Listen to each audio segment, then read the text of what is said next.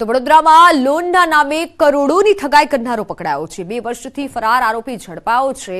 ગ્રાહકો ઉભા કરી બોગસ રિપોર્ટના આધારે ઠગાઈ કરી હતી। ફાઇનાન્સ કંપનીને 7.70 કરોડનો ચૂનો ચોપડ્યો હતો। આરોપી કમલેશ ગુપ્તા ફાઇનાન્સ કંપનીમાં સેલ્સ એક્ઝિક્યુટિવ તરીકે કામ કરતો હતો। 34 ગ્રાહકોના નામે 7.70 કરોડની લોન લઈ લીધી હતી અને ફરાર થઈ ગયો હતો। પોલીસે અલકાપુર વિસ્તારમાંથી 2 વર્ષથી ફરાર આરોપીને ઝડપી પાડ્યો છે।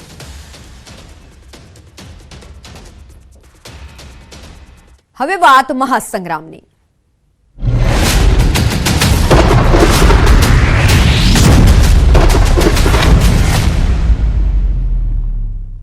તો મુખ્યમંત્રીએ ચૂંટણીને લઈને પ્રચાર પ્રસાર શરૂ કર્યો છે, ત્યારે અમદાવાદના નિકોલમાં સભાનું આયોજન કરાયું।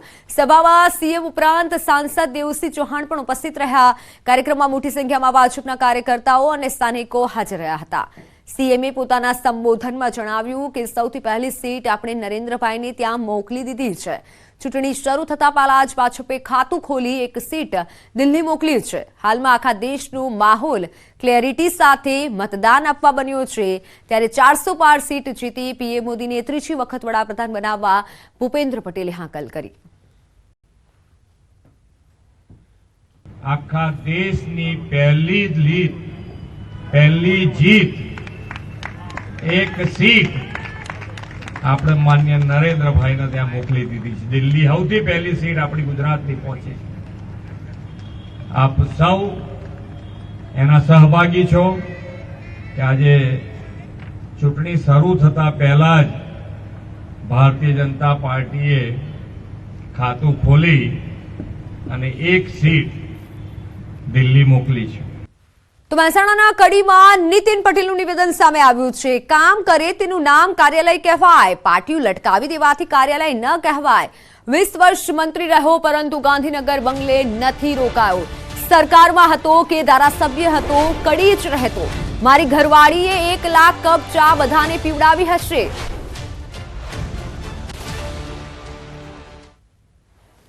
એ ખાલી કાર્યાલય પાટિયું લબડાવી દે એવું કાર્યાલય નહીં, કામ કરે એનું નામ કાર્યાલય। એનું શબ્દ એને જોડણી છૂટી પાડો તો કાર્ય થાય એ આલય।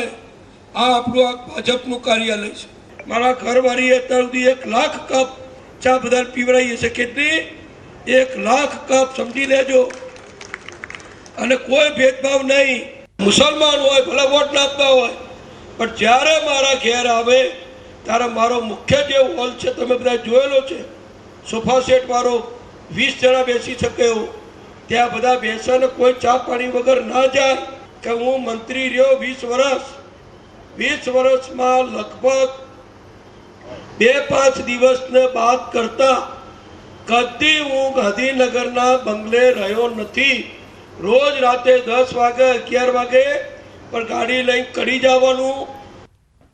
પંચમહાલમાં પ્રચાર માટે ભાજપે શરૂ કર્યું કાર્યાલય। ધારાસભ્ય સી.કે. રાહુલજીને કાર્યકરોને સલાહ, મતદારોના સંપર્કની કામગીરી પર ભાર મૂકવો, 5 લાખની લીડ માટે કામે લાગવા માટે સલાહ આપી। દરરોજ 10-10 મતદારોનો સંપર્ક કરવા માટે સલાહ આપી।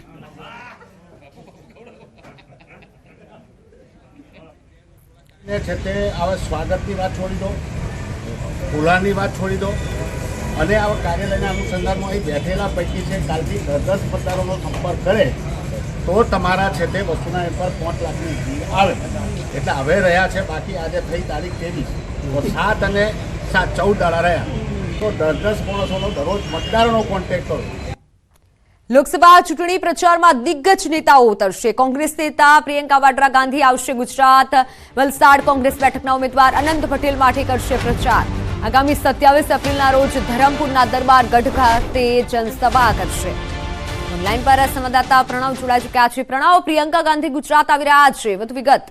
ચોક્કસ જે રીતે લોકસભા ચૂંટણીનું કાઉન્ટડાઉન થઈ ગયું છે અને સાથે જ જે પ્રચાર છે તે જ થઈ રહ્યો છે, ત્યારે કોંગ્રેસ પાર્ટીના વરિષ્ઠ નેતા અને દિગ્ગજ નેતા જેમાંનો સ્ટાર પ્રચારક છે પ્રિયંકા ગાંધી તે ગુજરાત આવી રહ્યા છે। 27મી તારીખે ધરમપુર ખાતે તેઓ વલસાડના જે કોંગ્રેસના ઉમેદવાર છે અનંત પટેલ તેઓના માટે પ્રચાર કરશે, ત્યાં જનસભા સંબોધન કરશે। સાથે જ સાઉથના પણ અનેક એવા મંદિરો છે, તે મંદિરોમાં પણ તેઓ ચોક્કસપણે દર્શન કરવાના છે।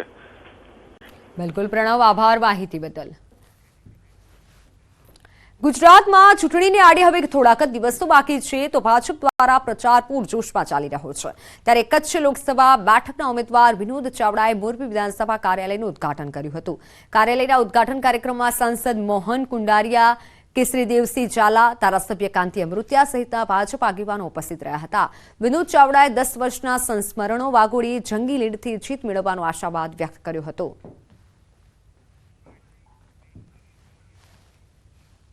મોરબી વિધાનસભા પણ એક નહીં પણ 1.25 લાખથી વધારે લીડ ભારતીય જનતા પાર્ટીને મળે એ પ્રકારનો અહીંયા આયોજન અમારા ધારાસભ્ય શ્રી કાંતિભાઈ અને અમારા પ્રમુખ શ્રી રણછોડભાઈના નેતૃત્વમાં થઈ રહ્યું છે મને સંપૂર્ણ વિશ્વાસ છે કે હું જે ઉત્સાહ જોઈ રહ્યો છે મોરબીની જનતા આ વખતે ભારતીય જનતા પાર્ટીને રેકોર્ડ બ્રેક મતદાન કરાવીને લીડ અપાવશે એવો મને સંપૂર્ણ વિશ્વાસ છે આખા ભારતના 1.5 લાખ ગામડાની અંદર વિકસિત ભારત યાત્રાની રથયાત્રા નીકળી એમાં નરેન્દ્રભાઈની ગેરંટી હતી કે 2047માં વિકસિત ભારત બનાવવા માટે આ યાત્રા કાઢવામાં આવી હતી કે 2047 વિકસિત ભારત બનાવવાની આપણી આવતી પેઢી માટે બનવાનું તો જૂનાગઢમાં રાહુલ ગાંધી પર ટિપ્પણીનો મામલો ભૂપત ભાયાણીએ વ્યક્ત કરી છે દિલગીરી આક્ષેપ પ્રતિ આક્ષેપ ચૂંટણીનો ભાગ કોંગ્રેસે એમના મુદ્દા સાથે જનતા પાસે જવું જોઈએ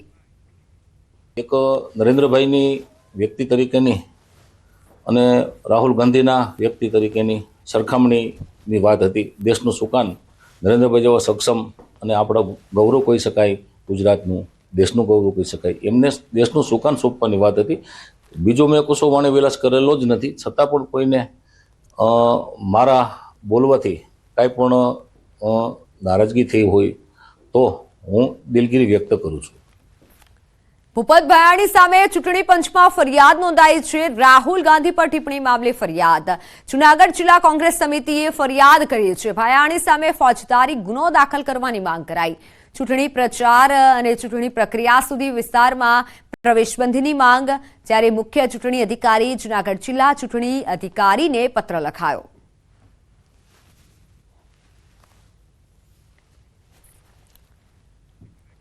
જૂનાગઢમાં બ્રોડગેજ મામલે હર્ષ રીબડિયાની ચીમકી વન વિભાગ માટે સખત શબ્દોમાં ચીમકી ઉચ્ચારી વન વિભાગને છઠ્ઠીનું ધાવણ યાદ કરવાની ચીમકી ઉચ્ચારી રાજેશ ચુડાસમાનો વાંક નથી વન વિભાગ આડું આવે છે વન વિભાગ આડું આવે તો જોઈ લેવાની ચીમકી ઉચ્ચારી હવે આવે છે આટલું જંગલ ખાતું એમાં રાજેશભાઈનો કોઈ વાંક નથી હું જાહેર મંચ ઉપરથી કહું છું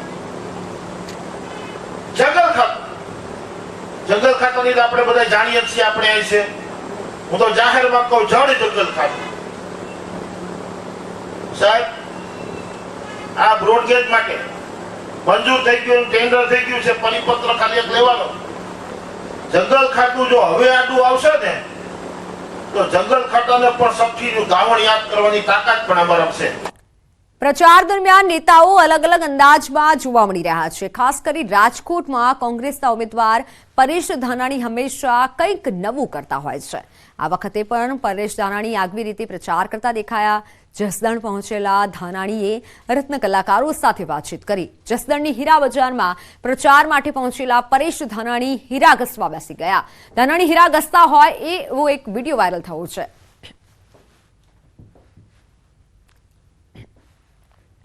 ગુજરાતના આશરે 5 કરોડ લોકો આગામી ચૂંટણીમાં મતાધિકારનો ઉપયોગ કરશે ત્યારે ઈપીઆઈસી કાર્ડ ન હોય તો ઇપિકની પ્રિન્ટ પણ ઓળખના પુરાવા તરીકે માન્ય ગણાશે મતદાનની ટકાવારી વધારવા માટે રાજ્યભરમાં પખવાડિયક સઘન મતદાન જાગૃતિ કાર્યક્રમનું આયોજન કરાયું છે લોકસભાની સામાન્ય ચૂંટણી તેમજ વિધાનસભાની પેટા ચૂંટણી માટે પાત્ર એવા તમામ નાગરિકો પોતાનું નામ મતદાન યાદીમાં નોંધાવી લે તે માટે સઘન મતદાન જાગૃતિ કાર્યક્રમો યોજવામાં આવ્યા હતા જેના ભાગરૂપે જાન્યુઆરી 2024માં પ્રસિદ્ધ થયેલી મતદાર યાદીની સાપેક્ષે કુલ 3 લાખ કરતાં વધુ મતદારો નોંધાયા છે તો અંતિમ મતદાર યાદીમાં વિદેશમાં વસતા 900 મતદારો નોંધાયા છે 22 એપ્રિલના રોજ પ્રસિદ્ધ થયેલી હરીફ ઉમેદવારોની યાદી પ્રમાણે લોકસભાની ચૂંટણી માટે કુલ 266 ઉમેદવારો તેમજ વિધાનસભા પેટા ચૂંટણી માટે કુલ 24 ઉમેદવારો વચ્ચે ચૂંટણી જંગ જામશે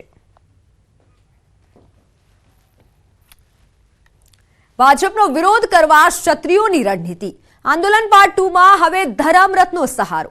આજથી ધર્મરથ નીકળશે. રાજપૂત સમાજ 13 થી 14 જિલ્લાઓમાં આ રથ કાઢશે. ભાવનગરમાં ખોડિયાર મંદિરથી કાઢશે ધર્મરથ યાત્રા. કચ્છના આશાપુરા માતાના મઢથી યાત્રા કાઢશે. તો બનાસકાંઠામાં અંબાજીથી ધર્મરથ યાત્રા કાઢવાનું આયોજન કરાયું છે.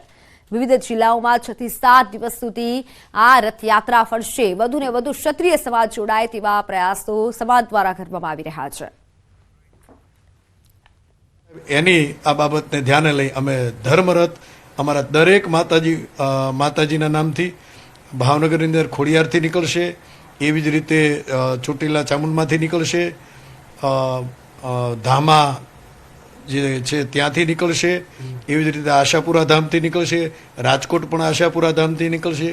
એવી જ રીતે અંબાજીથી પણ નીકળશે. અલગ અલગ આ તમામ જે જગ્યાઓથી રથ નીકળવાના છે. દરેક આ જાગૃતિ અભિયાન રૂપી આ કાર્યક્રમ છે. એની અંદર લોકો જોડાય. અમે તો ક્ષત્રિય તો છીએ જ આની અંદર, પણ લોકો જોડાય, જાગૃત બને અને ખરેખર એમની સત્ય વાત છે, એમનું દુઃખ છે એ જાહેર કરે.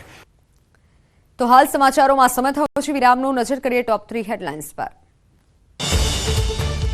હવે ગરમી બતાવશે પોતાનો મિજાજ. 2 થી 3 ડિગ્રી તાપમાન વધવાના આંધાણની હવામાન વિભાગની આગાહી. ડીસાની પેપર મિલમાં દુર્ઘટના. કૂવામાં કામ કરતા 5 શ્રમિકોનો શ્વાસ રૂંધાયો. 3 શ્રમિકોના સારવાર દરમિયાન મોત.